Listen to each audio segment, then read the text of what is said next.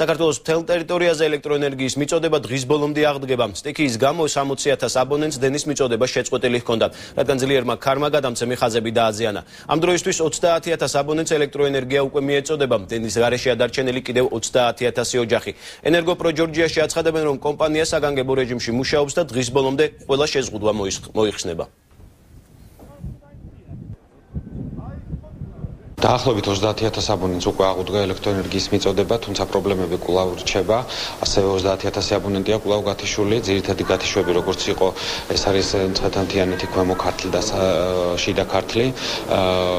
ენერგოპრო ჯორჯიის ტექნიკური სამსახური კვლავ საგანგებო რეჟიმში მუშაობს და ყველაფერი კეთდება იმისთვის, რომ რაც შეიძლება სწრაფად და დროულად მოხდეს დენის მიწოდების აღდგენა. სავარაუდოდ თუ ამიტომა ხელი შეგვიწყო, დღის ბოლომდე სრულად იქნება აღდგენილი. გორჩის სტიქიის დაზარალებულ მოსახლეობას შეხვდა პრემიერ-მინისტრი ბიძინა ივანიშვილმა. მიმდინარე სამუშაოებზე ინფორმაცია მიიღო და კონკრეტული დავალებები გასცა. პრემიერის განცხადებით, მთავრობა სრულად არის მობილიზებული, რათა სტიქიის შედეგები უმოკლეს დროში იყოს ლიკვიდირებული და სწრაფად და ხარისხიანად დაიწყოს აღდგენითი სამუშაოები. ბიძინა ივანიშვილის განცხადებით, გუშინდელი სტიქია არ იყო განსაკუთრებით მასშტაბური, თუმცა ამგვარი შედეგები გორში მხოლოდ იმის გამო დადგა, რომ ბოლო წლების განმავლობაში გადახურვითი სამუშაოები უხარისხოდ შესრულდა.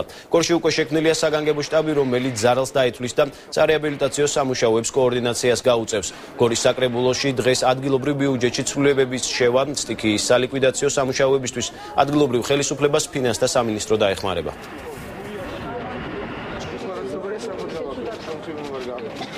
ეხლა ვაკეთებთ აღწერას და ყველაფერს აღვდგენთ და აღვდგენთ იმაზე კარგად, როგორც იყო. მადლობა ღმერთს, რომ განაკლისი არ არის დიდი, ზარალი არაა ძალიან დიდი, არ არის ადამიანური სხერბლი. შესაბამისად, უმოკლეს დროში ყველაფერს აღვადგინეთ. სტიქიის შედეგების ლიკვიდაციაში თავდაცვის სამინისტროს ერთვება დაზარალებულ რეგიონებში სამხედროები ადგილობრივ მთავრობას დახმარებას უკვე უწევენ. თავდაცვის სამინისტროს პირადი შემადგენლობის მობილიზაციაზე სპეციალური განცხადება დღეს მინისტრის მოადგილემ გააკეთა. საგანგებო რეჟიმზე გადავიდა ეროვნული გვარდიაც. აუცილებლობის შემთხვევაში მოხდება სამხედრო რეზერვის მობილიზება. თავდაცვის სამინისტროს ბათუმში დისლოცირებული ქვედანაყოფის სამხედრო მოსამსახურეები უკვე აქტიურად არიან ჩართულნი ბათუმში განსახორციელებელ შესაბამის სამუშაოებში. ამასთან მინდა გაცნობოთ, რომ არის თავდაცვის სამინისტროში სრული მზადყოფნა როგორც პირადი შემადგენლობის, ასევე საინჟინრო ტექნიკის. ამასთან სრული მზადყოფნაა გამოცხადებული ეროვნულ გვარდიაში იმისათვის, რათა საჭიროების შემთხვევაში მოხდეს რეზერვის მაქსიმალურად დროულად და ეფექტიანად მობილიზება. საცხოვრებელი სახლები დააზიანა ძლიერმა ქარმა თბილისის სხვადასხვა რაიონში. ავჭალაში ქარმა სახლს სახურავი მოხდა, რომელიც მოპირდაპირე სახლს დაესა. შედეგად დაზიანდა ქუჩაში მდგარი ავტომანქანა.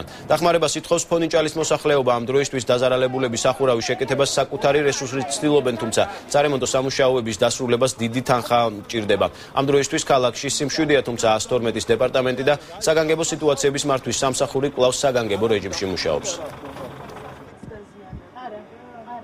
გუშინვე დავრეკეთ ხელხაზე მოვიდა ადგილობრივი გამგეობის წარმომადგენლები, სურათები გადაიღეს, აღწერეს და გვითხრეს, რომ ჩვენო, აიო, თუ გინდათო ისიც, რამდენი კვადრატ ჟესტს მოგცემთო. ახლა ჩემი სახლი პირადად კრამიტით არის დახურული და ახლა ჟესტი ამ წუთას არ დავახუროთ, თორე ახლა დროებით დილიშვით საათ და მოყვანილი მყავს ხელოსნები და ვამუშავებ. საგანგებო სიტუაციების მართვის ცენტრი გადასულია საგანგებო რეჟიმზე, მუშაობის საგანგებო რეჟიმზე, როგორც კი მოგდის ჩვენ შეტყობინება ამის გაუარესებასთან დაკავშირებით, ჩვენ გადავდივართ ავტომატურად საგანგებო რეჟიმზე.